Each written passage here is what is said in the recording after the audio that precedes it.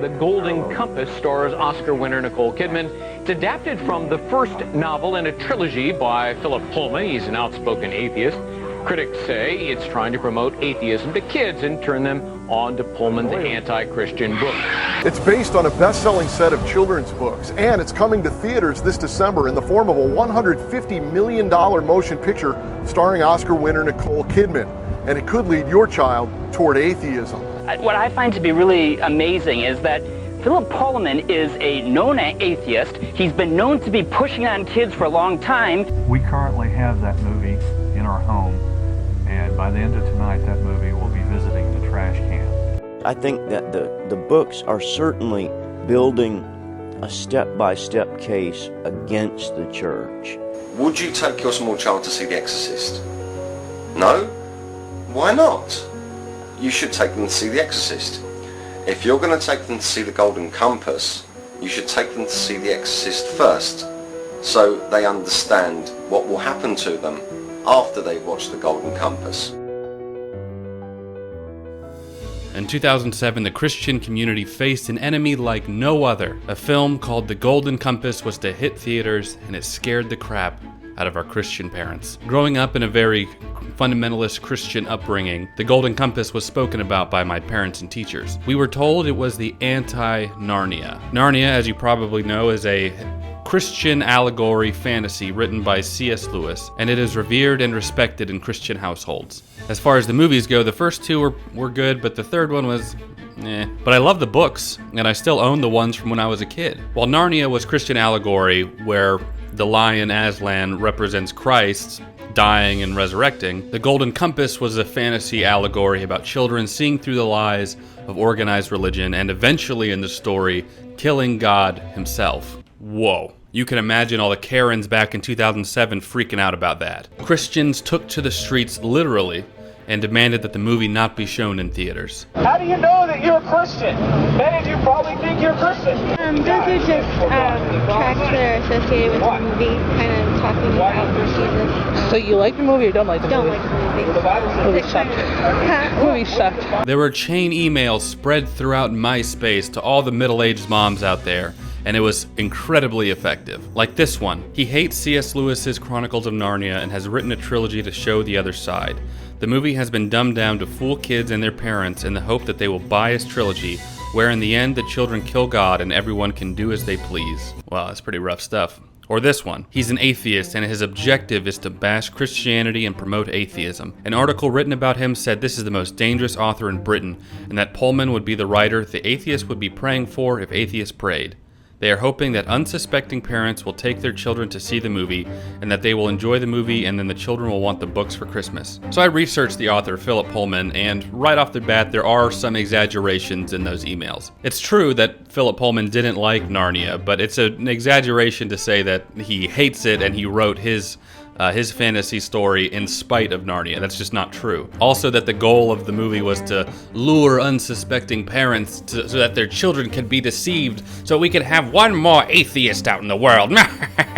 Yeah, that's a bit of a stretch as well. The film itself boasts some pretty notable talents like Nicole Kidman, Daniel Craig, Sam Elliott, and Ian McKellen. Now, because of my Christian upbringing, I was not allowed to see this movie when I was a kid. While I still maintain my Christian faith in my adulthood, I'm a lot more laid back about certain things now, like letting others have the opportunity to share their feelings and faith, even if it's different than mine. My faith is firm, uncompromising, so I never feel threatened by being open. So I decided to watch The Golden Compass for myself in order to gain a better understanding. I don't like condemning things without actually knowing what I'm condemning. Christians have a penchant and a history of falling into this type of thing all the time with anything that's new or something that they just don't understand. Dungeons and Dragons in the 80s. D&D is morally deficient. It's spiritually corrupt. It is educationally evil. Pokemon in the 90s. Is Pokemon demonic? The answer to that is yes, they are all Oriental demons. Pokemon again in the 2010s. Pokemon world is a world of the demonic. As much of a red flag as the supposed allegory of the Golden Compass may be, it's just as much a red flag to me when I see so many fundamentalist Christians get into this groupthink mentality and then spreading false or misleading information. So the question is, was the Golden Compass out to truly corrupt good Christian children? Or was it a misunderstood film that never got the recognition it deserved? Does the fear of all those Karens back in 2007 have any merit? Or was the fear of this film actually unwarranted? And the condensed version is, sort of. After watching this film from start to finish, I can honestly say it was okay. It was pretty slow, especially at the beginning, but I'd give it about a 5 or 6 out of 10. It's watchable, but like only one watch I think would do it for me. However, here are some things that I did think were pretty interesting about the movie. The evil organization in this movie is the Magisterium, which is literally the same name as the Catholic Church. I thought some of C.S. Lewis's allegory were a little bit too on the nose, but that one's pretty dang on the nose. In the movie, the Magisterium wants control of everyone and everything, and in the film, we find out that there are other realities that we know the Magisterium is going to want to take control over as well. The movie itself seemed to me to be a lot more against the Catholic Church specifically, rather than Christianity as a whole, including Protestantism. And historically speaking, the movie does have a point about the Catholic Church. The Church has objectively done some pretty dark and manipulative stuff. The next thing were the demons, spelled with that weird AE thing going on. The name alone now disqualifies any Christian parents out there who are still holding out on this movie to let their kids watch it. No mother here in the Bible Belt would let their kids watch a movie where demons are anything other than bad, evil spirits. Or with demons in them at all, actually. In the Greek definition, where the demon is spelled with that AE, there are no connotations of evil or malevolence. There's also some evidence to suggest that early Christians redubbed the word demon in order to discourage any positive association with spirits outside of God. Kind of like how we took pagan traditions from Christmas and Easter and applied it to Christianity. In the film, every person has a demon, which is allegorical for their souls. They're like these little animal companions. They're spiritually connected, so if one dies, then the other one dies. I thought that was kind of cool. Children's demons are constantly changing shape from one animal to another until eventually settling when the child becomes an adult. This becomes important later on in the movie. And then there's the dust. The dust represents original sin. Once a child reaches puberty, their demon settles into one shape or one animal. The dust is what keeps the humans and their demons connected. And every human has a demon. It is impossible in their perspective to exist without a demon companion. So now that all that's established, the plot of the movie is this. The church has created a way to separate children from their demons. It's an extremely painful process, but the logic behind this is that if you can separate a child from their demon or from their soul before the dust settles, before the original sin settles, the child will be saved. As the book puts it, thought, imagination, feeling would all wither and blow away, leaving nothing but a brutish automatism. In that brief period when life was conscious of itself would flicker out like a candle in every one of the billions of worlds where it had burned brightly. So to me, this seems as though the author is associating devotion to the church as destroying creativity, imagination, and individualism. And honestly, to his defense, I've seen this happen before. I get a lot of flack from some of my Christian viewers about the stuff on my wall, calling it demonic and accusing me of worshiping it. The thing is, fiction is not a sin. The idea of trying to box in creativity or artistry is just such a foreign concept to me. This sort of book burning or banning movement of mostly religious people is quite honestly an embarrassment to my faith. So I can see where he's coming from. He actually has a point here. Even this book, The Golden Compass, is now banned from some schools. The unintended consequence of banning a book or a piece of artwork is that now you've made it much more desirable. Like this girl who purposely, and I think rightly, read the book specifically because it was banned. I'm reading The Golden Compass by Philip Pullman for Banned Books Week. This book was banned and challenged for being anti-God, anti-religion, and having an anti-Christian and anti-Catholic message, as well as having a negative portrayal of organized religion and religion in general. Now, I want people to believe in the same things that I do as much as the next person, but banning literature, even if it disagrees with my faith, is not the way to go. It's also very hypocritical, I think, of a lot of mainstream Christians to praise books like Narnia or Lord of the Rings because they have Christian authors, but then condemn books like Harry Potter, all of which have magic, sorcery, witches, monsters, good versus evil, with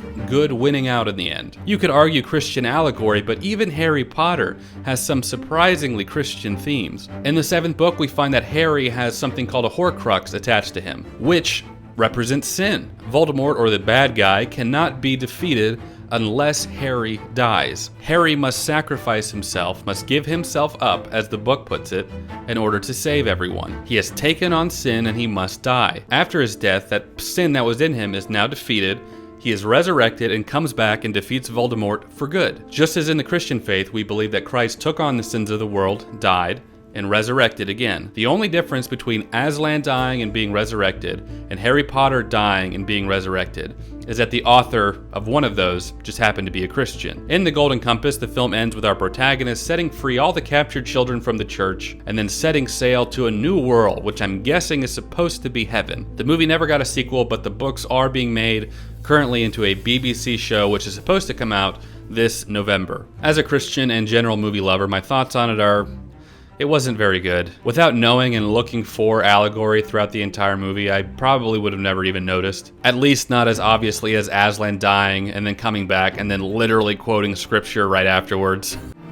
It is finished. Perhaps, and often in these cases, the books are probably better. I do think that The Golden Compass had an unfair treatment from Christians, rushing to ban it based off of chain emails that are exaggerated claims that the author hates Narnia and he's seeking to convert all children to atheism. I think that's a little bit of a stretch. Just like I think Pullman's association with Christians and the church to God himself maybe should be re-examined. For me, this was crucial in the preservation of my faith into adulthood. So often I see Christians that are just despicable people that wave that holier-than-thou finger in other people's faces, telling everyone how to live their life or else. When I was able to separate Christians from Christ, it was a lot easier for me to view God from an unfiltered lens. I obviously disagree with Pullman's conclusions about the existence of God, but can still appreciate and respect his work of fiction and wanting to expand the imaginations of children. That being said, I don't think any children are actually in danger of converting to atheism if they read these books. But if you are worried about that, I would encourage you to just talk to your kids about some of the themes in there, because these books aren't for like small kids, they're for more of that pre-teen, early teen-aged kids. And a lot of people underestimate kids that age, but they're very, very capable of understanding your concerns towards the book, especially if you've raised them in an upright Christian household. Just be happy you have kids that read it all, okay? But hey, that's just me. You know, sheltering your kids away from the world also seems to be a very effective strategy. Those kids typically turn out to not be weird or strange at all. While The Golden Compass may not have had the chance it originally deserved, it's still no Narnia. Thank you all for watching. Let me know your thoughts in the comments below. If there are any Karens out there who watch the video, please feel free to let me know that I'm going to burn in hell. And don't forget, 1 like equals 1 Narnia. Thanks so much. Don't forget to subscribe, and I'll catch you in my next video. Take care.